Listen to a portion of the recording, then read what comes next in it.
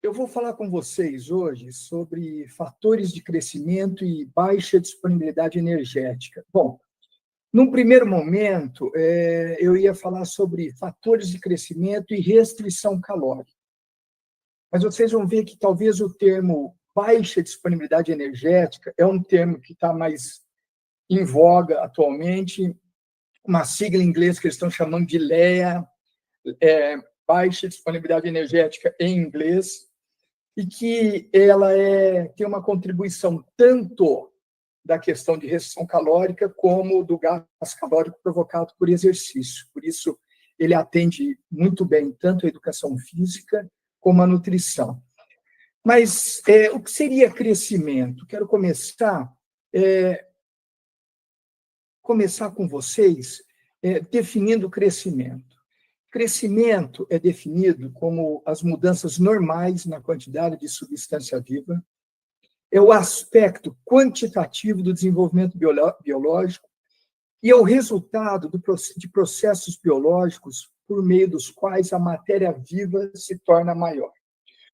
O processo de crescimento é um processo que está muito intenso na segunda década de vida, dos 10 aos 20 anos.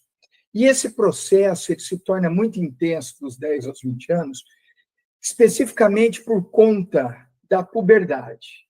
Um processo que a gente passa durante a adolescência, que faz com que nos tornemos reprodutíveis. Ou seja, a puberdade é um processo que as glândulas sexuais passam, uma maturação das glândulas sexuais, que provoca na gente a possibilidade da reprodução humana.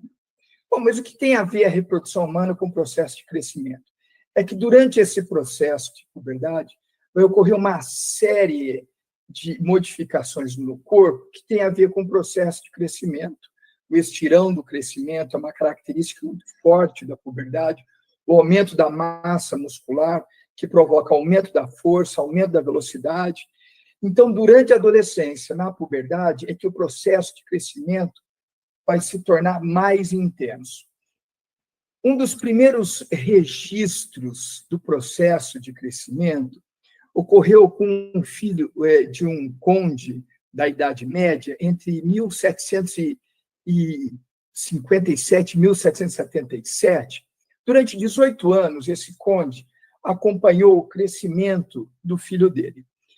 O primeiro gráfico aqui é um crescimento que a gente verifica em que vai aumentando o gráfico, porque ele vai descrevendo estatura em cada ano de idade do filho dele. Então, com 7 anos tinha 1 metro e tanto, com 8 anos tinha 1 metro e tanto, com 9 anos tinha 1 metro e tanto, e isso vai aumentando a estatura e o gráfico é ascendente. Quando ele começou a analisar quantos centímetros por ano o filho dele cresceu, aí é um processo de desaceleração do crescimento. Porque com 8 anos, por exemplo, ele verificou que o filho dele cresceu 5 centímetros. Com 9 anos, cresceu 4 centímetros. Com 10 anos, cresceu 3 centímetros. Com 11 anos, cresceu 3 centímetros. Com 12 anos, cresceu 2 centímetros. E isso só vai aumentar no momento em que o filho dele entra na puberdade, que é esse processo em que a gente chama de estirão do crescimento. Esse processo aqui foi descrito no século XVIII. E essa curva de crescimento aqui é atual. Então, a gente pode perceber que o comportamento que foi visto no filho do conde no século XVIII é o mesmo comportamento que a gente consegue verificar hoje no século XXI. Ou seja, o processo de crescimento apresenta uma curva muito parecida ao longo do tempo. E quem são os responsáveis por esse processo de crescimento? Quem são os protagonistas desse processo de crescimento? Ou seja, como diz o título da aula, quem são os fatores de crescimento responsáveis por esse estirão? Bom, é o eixo de HGF. É o eixo formado pelo hormônio do crescimento e por um hormônio chamado IGF-1, que a nomenclatura é muito importante para a gente nessa aula. A tradução de IGF-1 significa fator de crescimento similar à insulina. E esse nome vai ser muito importante para as nossas discussões, diz respeito à baixa disponibilidade energética. O eixo GH e IGF-1, formado pelo hormônio do crescimento e pelo hormônio IGF-1, é um sistema de mediadores de crescimento, receptores e proteínas de ligação que controlam o crescimento somático e tecidual durante a infância e a adolescência. O eixo GH-IGF é formado pelo hormônio do crescimento e o IGF-1. Especificamente com relação ao hormônio do crescimento, nós temos 3 funções clássicas do hormônio do crescimento. A primeira função que nos traz aqui diz respeito ao crescimento linear.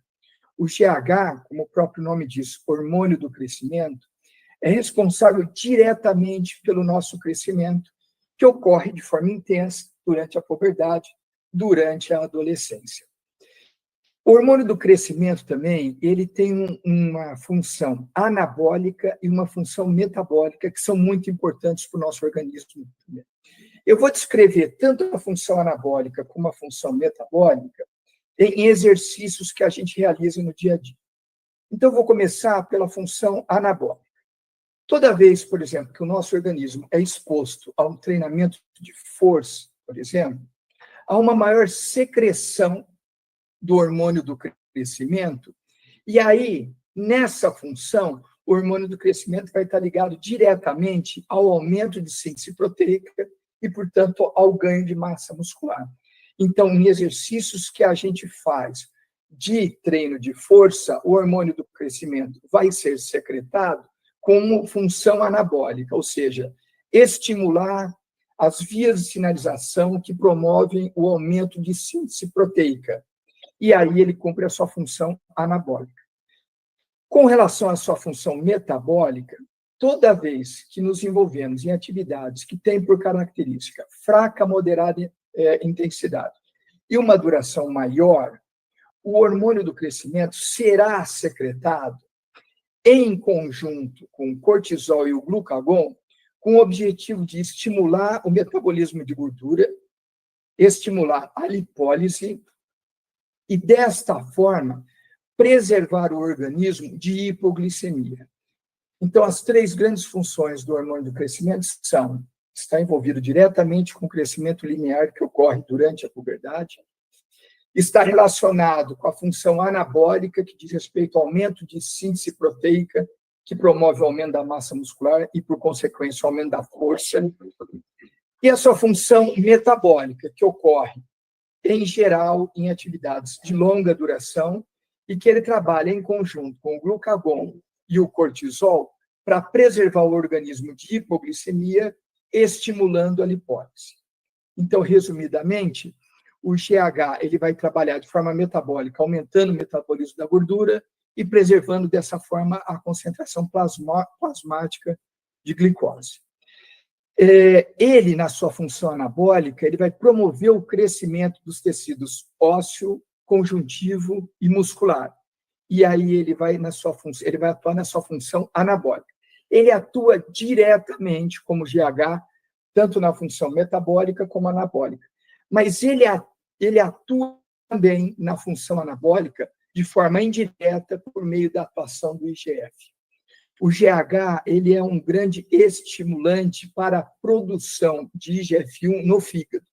E o IGF-1, por sua vez, também vai ter essa função sobre o tecido ósseo, conjuntivo e muscular.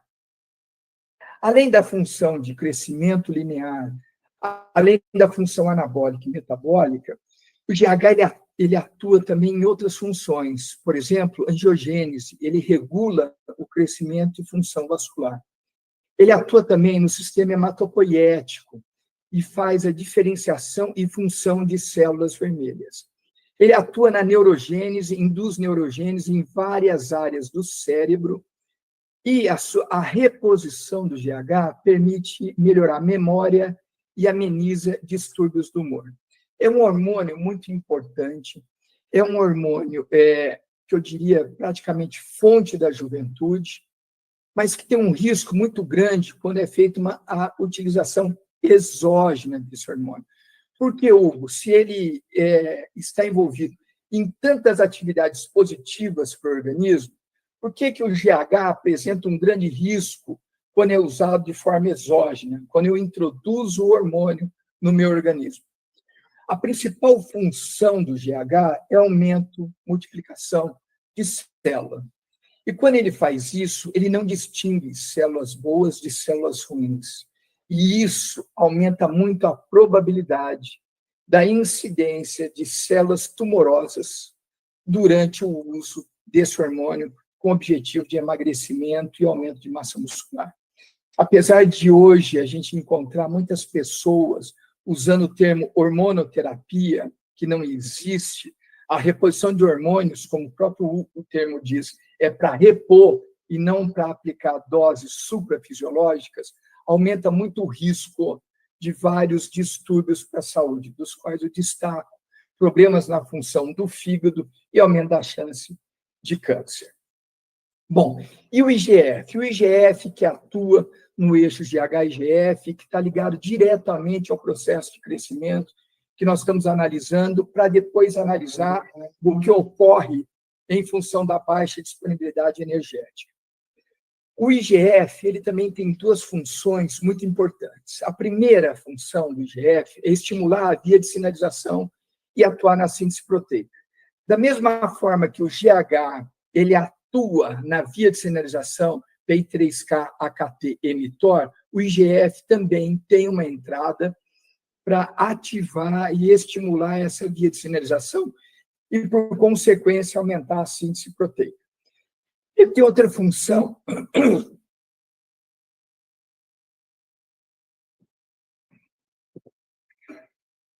Perdão, a minha garganta hoje está querendo me deixar de calça curta, mas a gente vai conseguir. O IGF tem outra função, que diz respeito à iniciação e progressão do ciclo celular, ativação e proliferação e diferenciação de células satélites. Essa função ela é complexa, mas muito interessante. O IGF ele tem a capacidade de pegar células que a gente chama indiferenciadas ou células satélites e acoplar em células tidas como normais. Qual que é a importância desse procedimento? A importância desse procedimento é que quando ele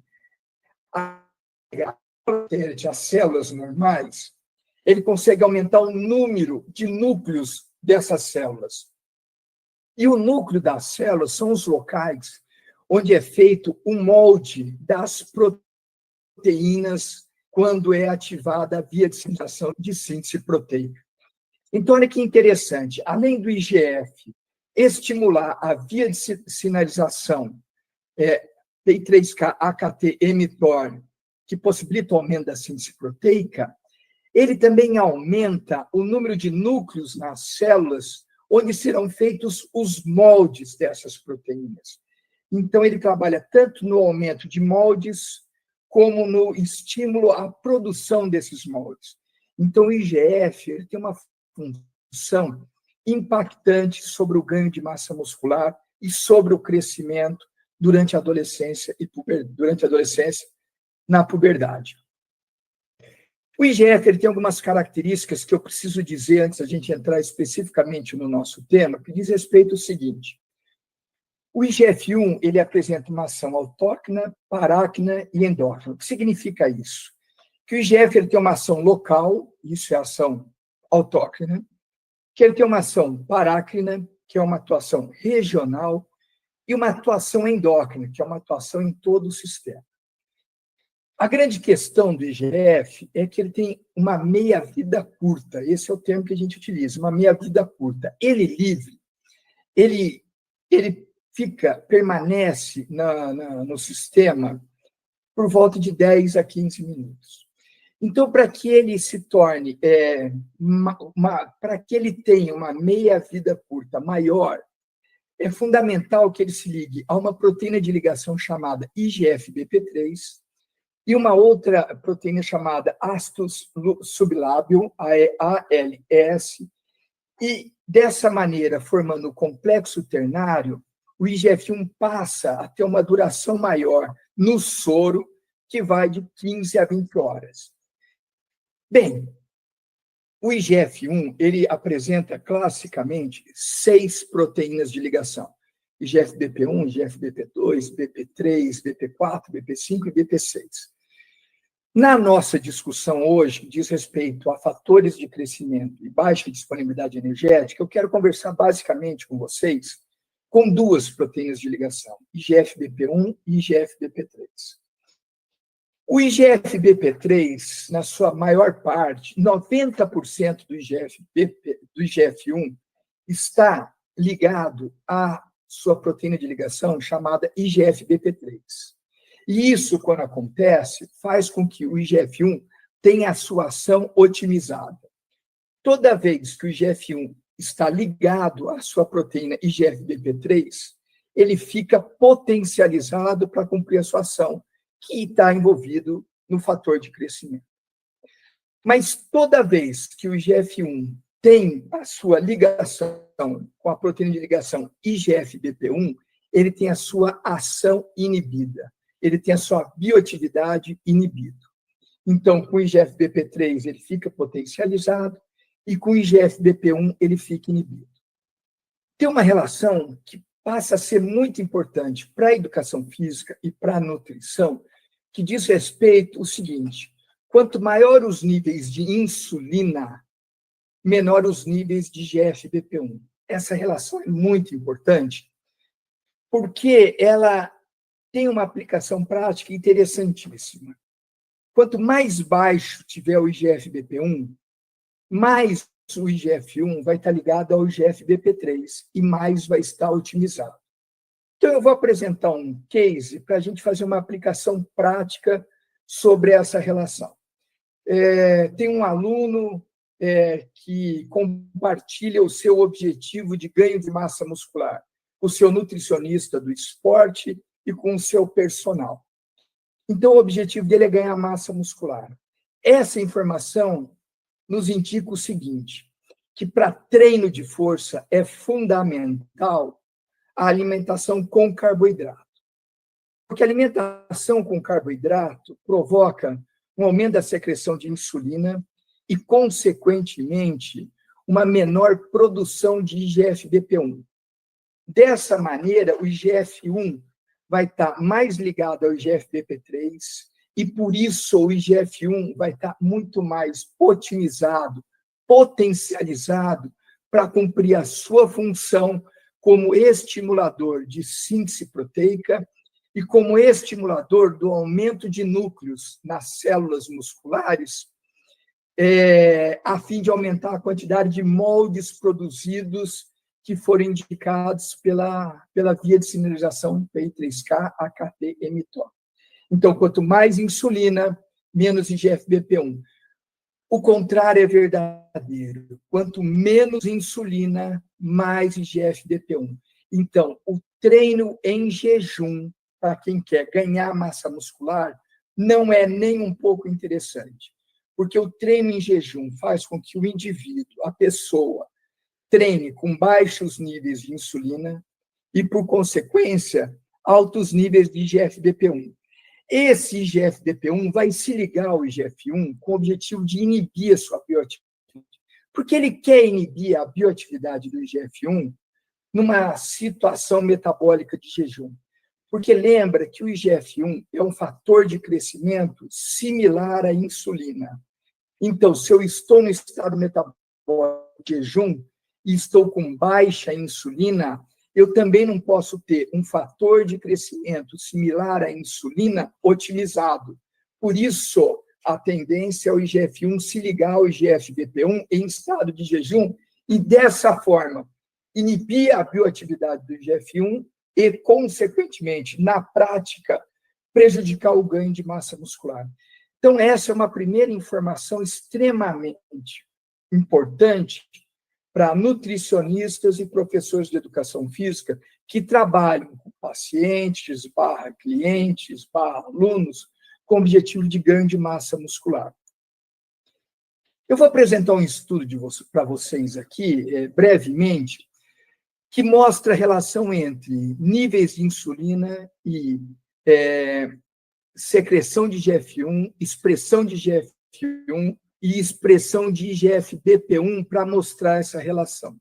Nesse estudo aqui foi provado que a expressão de IGF-1 está aumentada em crianças obesas. Qual era o objetivo desse estudo? Nesse estudo, a Rafaela Rico, que é uma pediatra, uma endócrina pediatra, ela queria explicar por que crianças de 7, 8 anos obesas, pontualmente, são mais altas ou eram mais altas do que as crianças eutróficas com a mesma idade. Eu volto a dizer, ela queria explicar pontualmente, dentre os pacientes que ela atendia, os obesos de 7, 8 anos, nessa amostra, apresentavam uma estatura maior do que as crianças eutróficas de 7, 8 anos. E, para isso, ela foi analisar, primeiro, os valores de IGF-1 e relacionou com os níveis de insulina. Então, esse gráfico é bem interessante, porque ele mostra o seguinte: quanto maior os valores de insulina, menor os valores de IGF-BP1, que é a proteína de ligação que inibe a ação do IGF-1. Então, olha só que interessante. Quanto maior a quantidade de insulina, quanto maior a quantidade de insulina, menor a quantidade de IGF-BP1. Essa foi a primeira relação que ela verificou. Segundo, a expressão de IGF-1 foi maior nas crianças obesas do que nas crianças eutróficas. Então, olha que interessante. Produziu mais IGF e produzia menos IGF-BP1 por conta da hiperinsulinemia que se encontrava nessas crianças obesas. Verificou também que nos obesos, a quantidade de IGF-1 foi maior que a quantidade de IGF-1 nos eutróficos. Com relação ao IGF-BP3, não houve diferença significativa. Com relação à ALS, houve uma diferença significativa. E com relação ao IGF-BP1, a concentração sérica de IGF-BP1 nas crianças obesas foi bem menor do que nas crianças eutróficas. Então, produziram mais IGF-1 e produziram menos IGF-BP1. E essa condição de maior expressão de IGF-1, menor expressão de IGF-BP1, explicou por que as crianças de 7 a 8 anos apresentaram uma estatura maior do que crianças de 7 e 8 anos eutróficas. Aí vocês podem me perguntar, Hugo, isso vai refletir na fase adulta? Não. Isso não significa que essas crianças de 7, 8 anos que se apresentaram maior nessa idade serão adultos mais altos, mas pontualmente a explicação é essa. Crianças obesas que passam por um processo de hiperinsulinemia têm uma menor produção de IGF-BP1, que inibe a ação do IGF-1, e uma maior secreção de IGF-1. E isso potencializou o processo de crescimento durante a idade de 7, 8 anos. Bom, voltando agora para a gente começar a conversar sobre o eixo e sobre a disponibilidade energética, né? O crescimento linear, em síntese, ele participa do crescimento linear o hormônio do crescimento, o IGF-1 e os hormônios tireoidianos T3 e T4 para atuar na manutenção do crescimento normal durante a infância. Durante a infância, de 3 a 6 anos, o processo de crescimento é baixíssimo. Inclusive, quando a gente faz o gráfico de centímetros por ano, o gráfico de 3 a 6 anos verifica-se uma desaceleração do crescimento. De 7 a 10 anos, uma estabilização. Mas mesmo nesse processo, é o eixo GH-IGF e os hormônios tireoidianos que atuam, pelo menos, na manutenção do processo de crescimento. Agora, durante a adolescência, tá? No processo de puberdade, em que está ocorrendo a maturação sexual de nossas glândulas sexuais, testículos e ovários, vai ocorrer um processo, um mecanismo que explica essa maturação e que explica o processo de puberdade.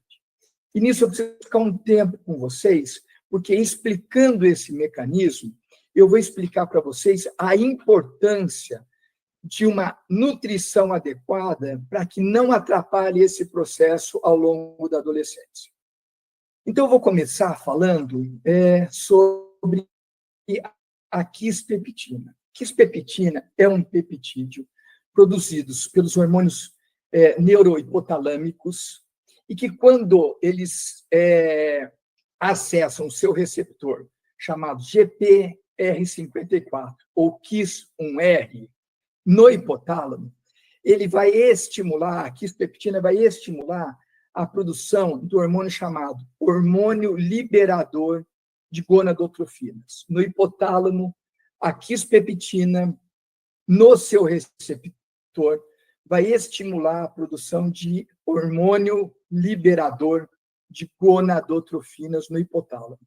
Esse hormônio desce para a hipófise e, na hipófise, estimula esses hormônios gonadotróficos, que são hormônio luteinizante e hormônio folículo estimulante. Só para lembrar,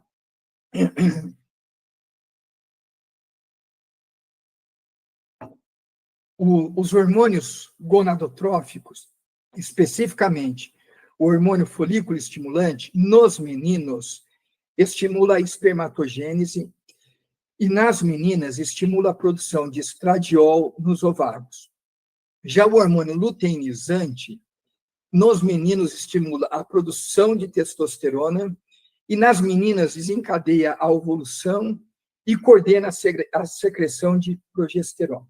Bom, quando na hipófise esses hormônios gonadotróficos são produzidos, eles cairão no soro, na corrente sanguínea, e nas gônadas ou glândulas sexuais provocarão a maturação dessas glândulas, veja bem, aumento da produção de testosterona, aumento da espermatogênese, estimula a produção de estradiol nos ovários, provocando dessa forma a maturação das glândulas sexuais, produzindo dessa forma um aumento de esteroides sexuais. Pronto.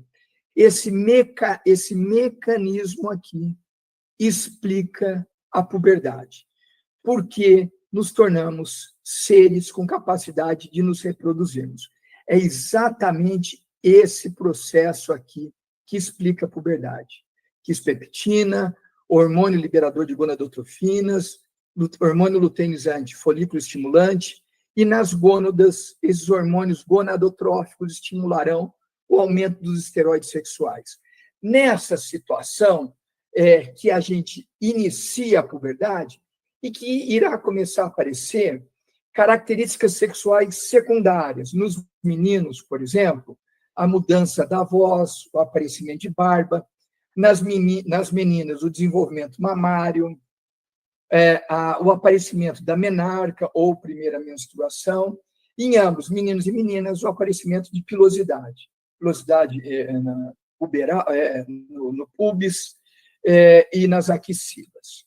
Bom, esse processo da puberdade que provoca o aumento de esteroides sexuais vai iniciar uma nova cascata hormonal.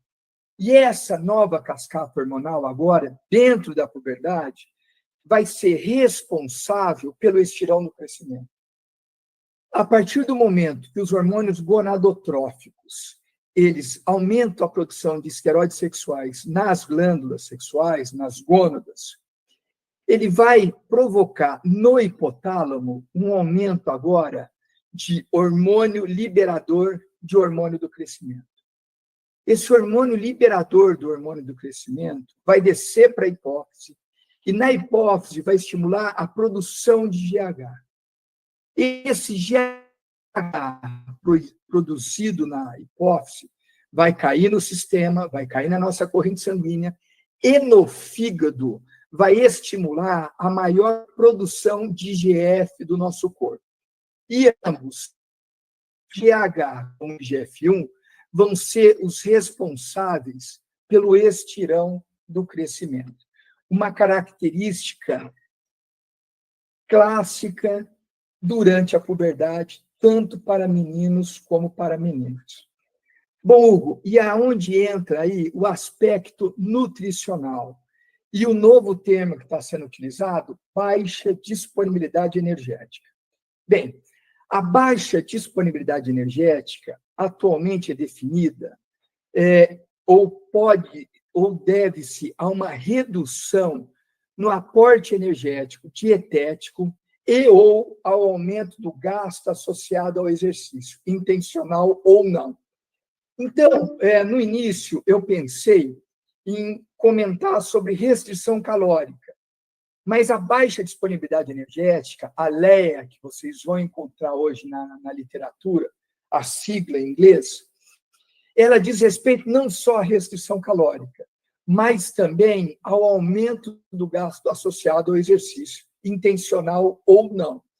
E aonde ela entra no processo de puberdade, no estirão do crescimento? Bom, toda vez que um adolescente se encontra com baixa disponibilidade energética, seja em função de restrição calórica, seja em função do aumento do gasto com exercício, ou por ambos, mas a função restrição calórica é mais impactante, haverá a inibição do eixo hipotálamo, hipófise, gonadal, e isso vai provocar um atraso puberal. É muito comum em atletas de esporte que o peso implica no desempenho, por exemplo, ginástica artística, ginástica rítmica, esportes de luta em que o peso determina a categoria, em que adolescentes fazem restrições calóricas severas para perda de peso, somado a treinos intensos, essa combinação pode provocar um atraso puberal. Ou seja, por exemplo, ocorreu uma menarca mais tardia, ou o processo de estirão de crescimento prejudicado e mais tardio. Por que acontece isso? É fundamental para a produção de quispeptina que o adolescente esteja se alimentando de forma adequada. Por isso é muito importante aí nessa questão a participação dos nutricionistas, né? E a literatura indica que toda vez que a leptina, que é um hormônio que indica baixa disponibilidade energética, quando ele estiver baixo, toda vez que a leptina estiver baixa, a produção, a secreção de quispeptina pelos nervos hipotalâmicos será baixo, e isso vai provocar essa inibição do eixo hipotálamo, hipófise gonadal, provocando um atraso puberal. E com relação ao estirão do crescimento, por conta da inibição do eixo hipotálamo, hipófise gonadal, não haverá o aumento da secreção de esteroides sexuais pelas glândulas sexuais. Com isso, haverá uma menor diminuição da liberação de hormônio, liberador de hormônio do crescimento, que, por sua vez, a hipófise, por consequência, irá produzir menor quantidade de hormônio do crescimento, que, ao cair no sistema, que ao cair na nossa corrente sanguínea, irá estimular uma menor produção de IGF, e essa inibição do eixo irá prejudicar o estirão do crescimento. Esse prejuízo pode ser agudo. Por exemplo, tem um atleta, nós acompanhamos, esse case é real, um atleta de jiu-jitsu com 15 anos, que uma aluna da nutrição realizou a anamnese, o recordatório alimentar desse atleta, uma semana que antecedia o Campeonato Brasileiro que iria participar. E nós verificamos que ele estava consumindo menos carboidrato do que ele deveria consumir, que ele estava consumindo menos gordura do que ele deveria consumir como atleta, e o único macronutriente que ele estava fazendo de forma adequada era de proteínas. E por incrível que pareça, ou por mais paradoxal que possa parecer, A única suplementação que ele estava fazendo era de aminoácido, que não estava faltando na alimentação dele. Esse garoto, pontualmente, agudamente, pode ter uma inibição do eixo que atrapalhe o seu estirão do crescimento. Mas que a gente verificou, por meio de estudos, que quando essa restrição calórica é terminada, é finalizada, o eixo volta à sua função normal e pode, dessa maneira, não interferir no processo de estirão do crescimento. Agora, se essa condição se prolonga de forma crônica, isso pode prejudicar o estirão do crescimento de atletas, tanto homens como mulheres, tanto como adolescentes, meninas ou meninos, no seu processo de crescimento. Então, o que eu tenho para dizer para vocês com relação a fatores de crescimento e baixa disponibilidade energética é que a combinação de treinos intensos e restrição calórica pode interferir no processo de puberdade, atrasando a puberdade, e pode prejudicar o estirão do crescimento, dessa forma, prejudicando o processo de crescimento que ocorre de forma mais intensa durante a puberdade, no processo, durante a adolescência, no processo de puberdade.